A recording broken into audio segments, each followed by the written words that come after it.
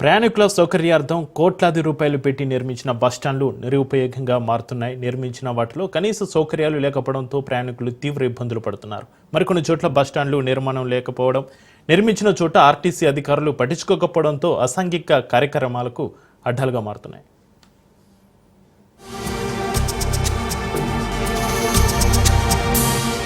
భువనగిరి జిల్లా ఆత్మకూరు మండలంలోని RTC bus stand. ఇక్కడ నుంచి ప్రతిరోజు మోత్కూరు మీదుగా భువనగిరి, హైదరాబాద్ కు బస్సులు వెళ్తుంటాయి.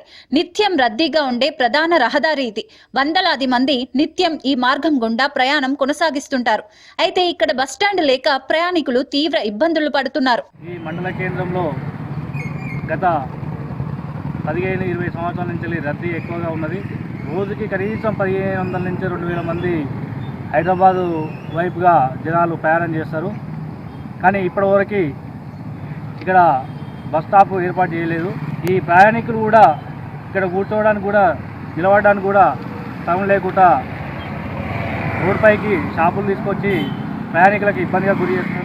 నిత్యం రద్దీగా ఉండే ఆత్మకూరు ప్రధాన రహదారిపై బస్సు షెల్టర్ లేక ఎండకు ఎండుతూ, వానకు తడుస్తూ ప్రయాణికులు తంటాలు పడుతున్నారు.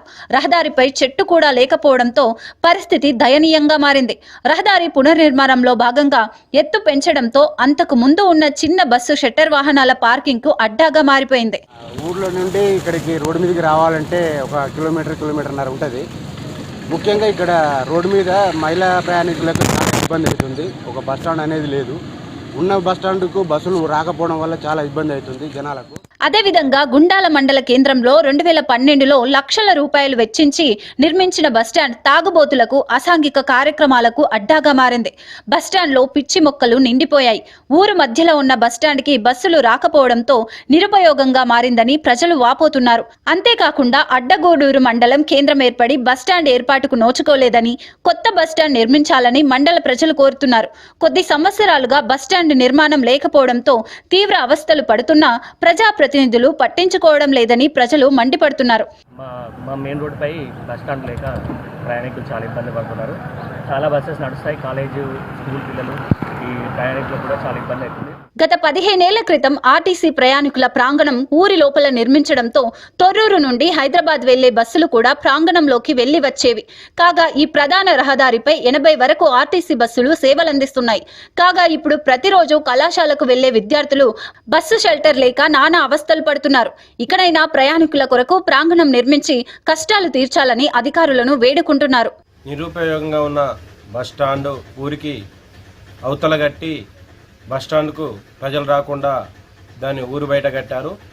ప్రజలు నడిబొడ్డున ఉన్నటువంటి ఇప్పుడు ప్రస్తుతం బస్సులు ఆగుతున్న ప్లేస్లో బస్టాండ్ లేక ప్రజలు మంది షాపుల ముందు ఇక్కడక్కడ ఇబ్బందులు పడుతూ, చెట్ల కింద ఇబ్బందులు పడుతూ నిలబడుతున్నారు.